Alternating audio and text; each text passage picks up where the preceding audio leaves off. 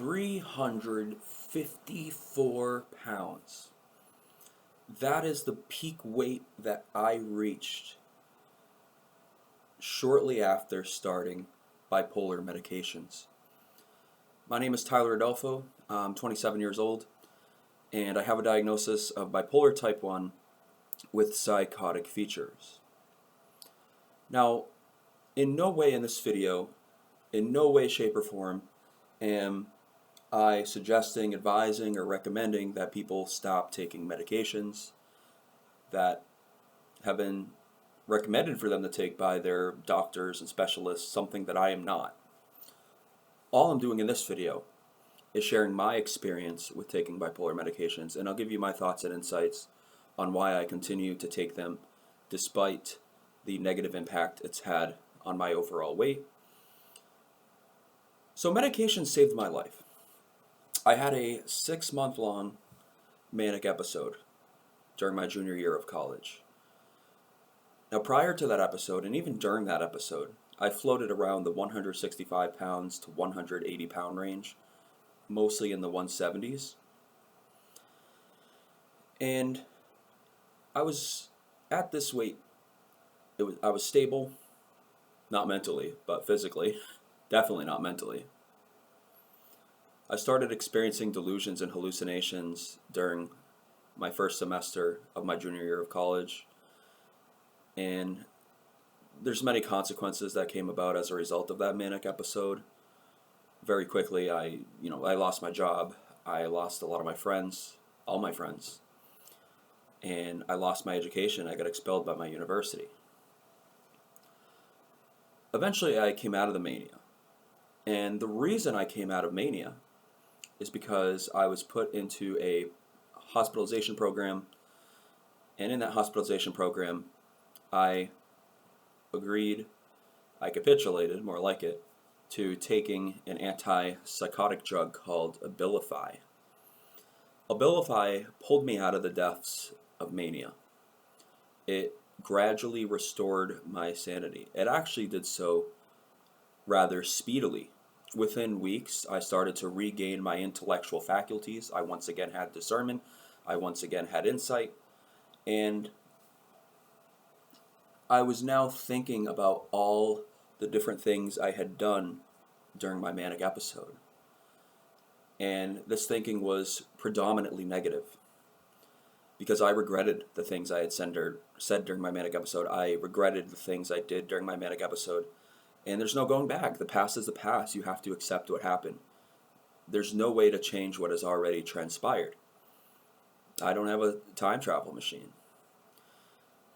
I felt a great deal of shame, embarrassment, and guilt. At the time, I didn't really accept this idea that it wasn't my fault. I felt like it was. I felt like I was culpable. I was deserving of all the blame for what happened. It was my own stupidity that caused this. Of course, I know now that it's not true, that nothing about what happened is as simple as that. In fact, what I believed was antithetical to the reality of what actually happened. This wasn't caused by my stupidity. This was caused by a manic episode which happened as a result of a severe mental health disorder, a mental health disability, which was beyond my control. So although Abilify restored my sanity, and I was grateful for that, my gratefulness was outweighed originally by feelings of distraught and despair. I felt like my life was over. I felt like there was no hope. I felt like I would never work again. I felt like I would never return to school. I felt like I would never socialize again. I felt like I would never find myself again. It felt like a part of me died as a result of that manic episode. All the things I had posted on social media were so embarrassing. The fact that I spent $1,000 on renting a Hummer limo and thousands more on various belongings that I don't need whatsoever. I wasted money that I had worked so hard and diligently to save.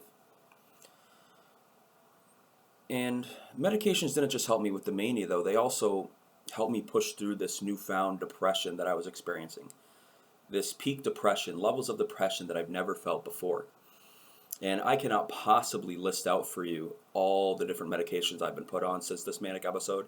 The truth is, I can't remember them all. There's been so many. But what I can say is this. Overall, medications have helped me. They've been beneficial. I was eventually able to find a medication cocktail that worked efficiently and that did exactly what I needed to do, I needed it to do. So it restored my intellectual faculties, but it also helped me push through depression. It helped me fight on. So even when I was in this abyss of despair, I was able to slowly pull myself out of that and start doing more things. I was able to eventually go outside again, and I started off with something small and minuscule as going to the local coffee shop and buying myself a coffee, coming home, and then that's it. That was my social interaction for the day. Beyond that, my only other interactions were going to doctor's appointments. Eventually, I started window shopping, which is a strategy that I had been suggested by one of my medical professionals, I believe my therapist. And the idea is that you go into stores, you don't buy anything, but you just look around and, think about what you might buy if you were going to buy something or if you had the money for this or that. And the goal behind this is really just to get you outdoors, to try to overcome this phobia you have, or agoraphobia, of being around people. I had a fear of people after what I went through. And of course, in this increasingly interdependent and interconnected world, socialization is crucial to have any degree of success. There were negatives to the medications I was taking and that I continue to take. And the largest negative by far, by every quantifiable measure, has been the massive amounts of weight that I have gained since taking these medications. I went from being in that 165 to 180 pound range to a peak of 354 pounds. I just experienced increased hunger. I had all these cravings, and I can't say that I'm truly astonished by that fact because each of the medications I had been taking and do take today have light or moderate weight gain as one of the listed side effects. And so when you're taking multiple medications that have this side effect, is it really a surprise that you put on weight? But in my case, I feel like I put on weight that's even disproportionate compared to others who've had to go on the same medications. I've talked to many people on online forums who said, I put on 20 pounds after this medication in just 6 months. Or I put on 50 pounds in a year after these medications. I put on close to 200 pounds after starting these medications. And it took time. It took about 18 months to reach that peak. But I reached it. I reached a weight I thought I would never be at. I was healthy. I was in good physical shape. I looked good. The ladies at college loved me. But these medications have made me amorphous. I don't even recognize the person that I see in the mirror today. That's how different that I look. There's so many struggles that come with being obese as well. I feel like my breathing isn't as good as it used to be. Sometimes my heart out of nowhere will just pound really fast. It feels like I'm a heart attack waiting to happen. When I lay down, it's incredibly difficult to get comfortable. And my diminished self-esteem results in negative self-talk, which can keep me awake at night and disrupt my sleeping patterns. There's, of course, the fear of going out and having other people develop perceptions about my motivations or ambitions based off what I look like. Oh, wow, that person must be super lazy and unmotivated. Look how big he is. He can't even take care of himself. How pathetic. Although not all people are thinking that, there are people out there who are thinking that. And that bothers me. I don't want people to have those false perceptions about my character, which I know to be a good, confident, strong character when I am healthy. And on that note, I've taken steps to try to fix the situation I find myself in. In December 2023, I signed up for a gym membership. which at the time was unprecedented for me considering the degree of social isolation I was experiencing. I was only leaving the house for coffee, and now I'm going into this noisy environment of a gym full of dozens of people, maybe 100+ people in there at any given time. And I'm hopping on the machines next to other people, treadmills, stair climbers, lifting weights. And I had to force myself out of my comfort zone. And originally it was terrifying. I could only go to the gym for 10 to 20 minutes because I just felt overwhelming amounts of anxiety, and I felt like I had to get out of there. I felt like my life was at risk. That's how bad the anxiety was. It was like I was treading on water and about to drown. Eventually, I would feel more comfortable going to the gym. The more I went, the better I felt. And I really attribute that to just how beneficial exercise is in general, not just physically, but for the brain, mentally. There's a saying that I really like and have always adhered to, and the wisdom is this: if the effects of exercise could be prescribed in a bottle, it would be the most effective antidepressant in the world. Let that sink in. Exercise is free to do. You don't have to go to a gym. You could do it in the comfort of your own home, house, apartment, wherever you are. You could do it outside, inside. It doesn't cost any money. So even if you come from an impecunious financial background as I do, if you're in a worse situation than I am and you can't even afford going to the gym, you could still exercise, regardless of where you are.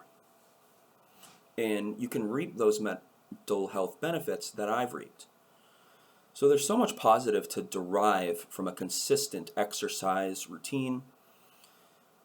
In mine, I've tried to combine cardio with a mix of lifting. I do the different machines and lift weights as well.